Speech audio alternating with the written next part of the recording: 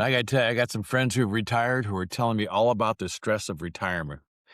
And I have to admit, I've got some too. But what they didn't tell them was, and we should have all known this, is retirement is really just unemployment with snaps and naps, kind of like kindergarten revisited, except now you can appreciate it more.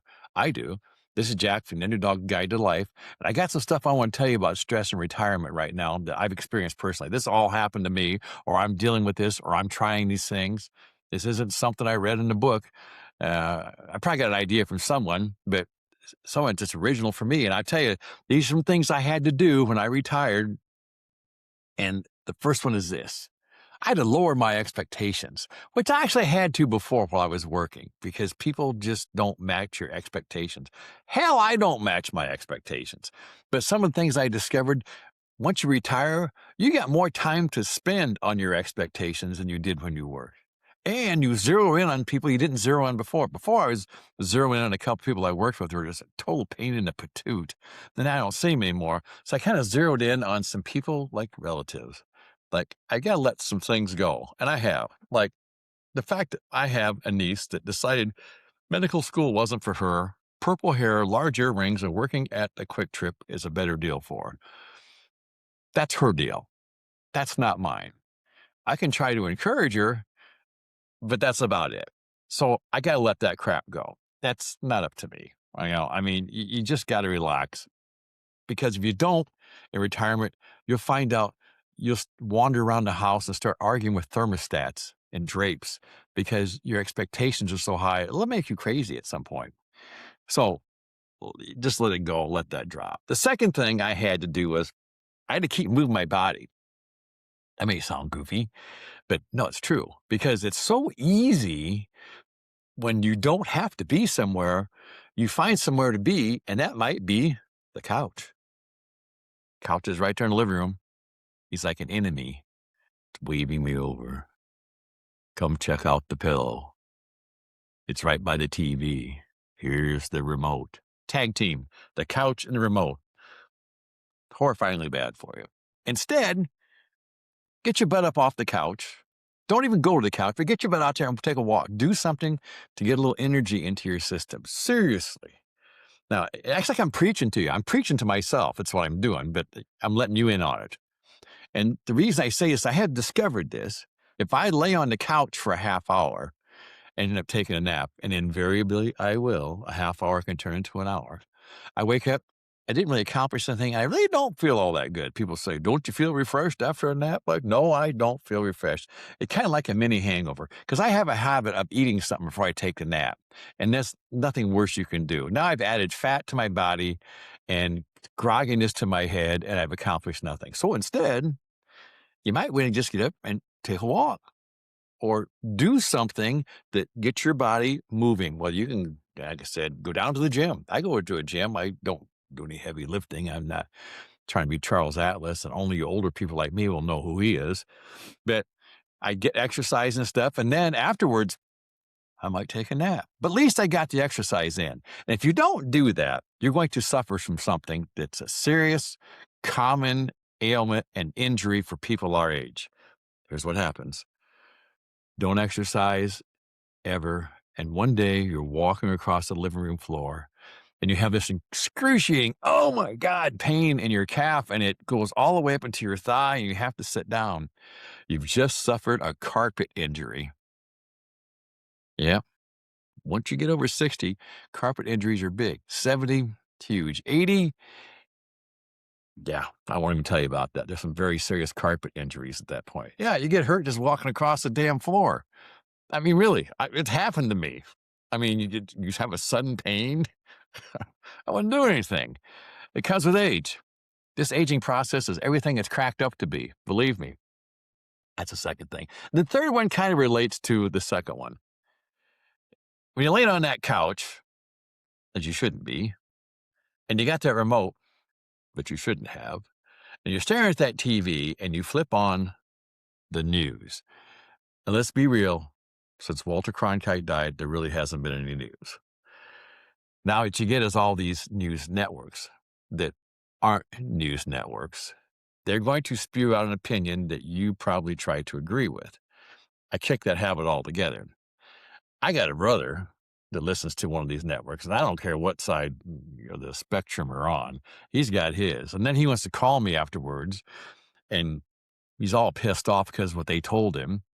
And he wants to pass his pissed offness to me because what he heard on this one particular news show. I no longer answer the phone from him at that time of the day because I don't want to hear about it. I just the news is not for me because every day I don't care what's going on. The world is ending at 6 o'clock tonight. The world's ending at 7 o'clock tonight. It's not designed to inform any of us. It's just designed to make you mad or at least get your word enough to keep watching. And I at least limit the intake. Just that's what I've done. I guess the only thing I'm telling you is what I do. You can come along or not. The other thing I want to point out here is, and this is something that just a lady just yesterday mentioned to me. She goes, the money situation, the money stress. I'm stressed about money all the time. Money stress never goes away. I don't think.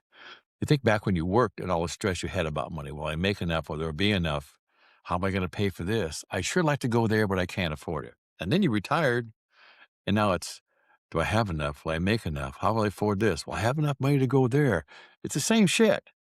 It's just sometimes a different level. I had to replace income I lost when I quit working. As I quit working last year at 67. I'm now 68, had a birthday last week, and becoming 68, I got no smarter. But I have learned this, that to worry about that stuff doesn't do any good. If you could do something about it, do something about it. If you can't, don't sit there and stew in it. I believe there's always something you can kind of do somewhere to help a little bit. There's a lot of outlets now. If you have a computer or a phone, you're watching this, even eBay, make a couple bucks there. I'll be talking about eBay later because I'm doing it right now. I won't call it a major success story at all right now, but I'll tell you about how it works and doesn't work. But anyway, try to do something. Don't sit and stress about money because someday, I hate to tell you this, you're going to die. And why waste the time you've got here before you die stressing about money? Because the old saying, you ain't taking it with you unless they change that rule. And I don't think they have. You can't take it with you. So if you can't take it with you, then just let it go. Do your best to let it go. I know that you're looking at me going, is this guy nuts?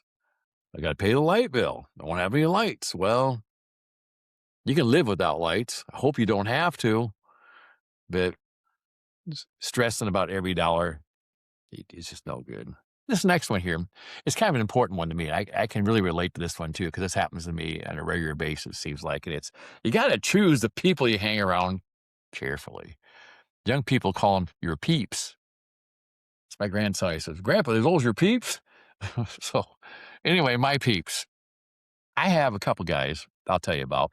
The first one's a relative, and the second guy just kind of an old friend, been around for a long time. But the first guy, he complains about everything. If it's sunny out, he's going to get skin cancer. If it's raining out, we're going to get flooded. I mean, everything is wrong all the time. I mean, everything. He's, and you being around him, you want to walk your head right into a wall. Seriously, just don't want to deal with it anymore.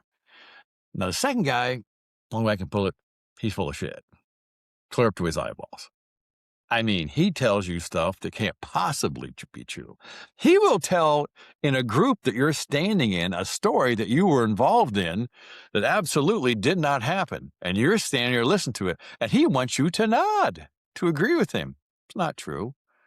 I said, everything this guy says is, after he says hello, everything else is all crap. And I'm not too sure about hello sometimes. But the difference between these two guys is this. I can hang out with that guy and listen to his crap because he's just like our neighborhood comedian. He doesn't intend to be. I think he believes this stuff. But he's funny. The first guy, nah. You can, I get tired of that. I avoid him. I should send him over to my brother's place. They can complain about the news together. Next thing. Try to enjoy something every day for yourself. I was thinking about this one time. I went fishing, and I usually, my wife goes with me, or I like to take one of the grandkids or something, but you go fishing, think about this. You're out there, you're fishing away. I think about a lot of weird things, that kind of stuff in my mind as a kid, or maybe I'm fishing someplace. I fished with my granddad one time 1,000 years ago and all of a sudden. But when you leave fishing, you get back, you're so unstressed I can never remember what I thought about. It just kind of floated by. But while I'm there, nothing's really bothering me. Whether you catch fish or not a lot or whatever, I like to fish for catfish, trout, bluegills, crappies. I don't care. We got kind of a variety here, but it does something for me. Maybe it's taking a walk for you. Maybe it's working in your garden. There's a lady who lives not far from me who works in her garden, and her husband passed away a couple of years ago, but she goes out in the garden and she's whistling and having a good time, and she says it helps her depression. Um, there you go. Whatever it is, I know a guy who's a stamp collector. He still collects stamps, and every day he spends 2 hours on his stamp collection, and he just enjoys it. Whatever it is, do something for yourself. Maybe go down and get some ice cream. Whatever it is, do it. The last thing I'm gonna tell you is this, and this is the one I think causes a lot of stress for a lot of people. It did for me until I finally figured out you can't. Stop trying to control everything. You can't. You can't control your kids and your grandkids, and you can't control your neighbors or your friends. You can't control the weather, you just can't. The thing you can really control is your mood. You can control your mood. Don't let people change your mood. You are responsible for your mood. You're responsible for your health, and you're responsible for your mood. And let me tell you this, your health may go to hell. That can happen.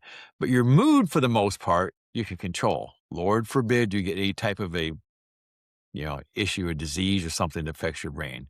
I would hope that doesn't happen. But the thing is, you can control your mood. And that's the biggest thing you need to do out there.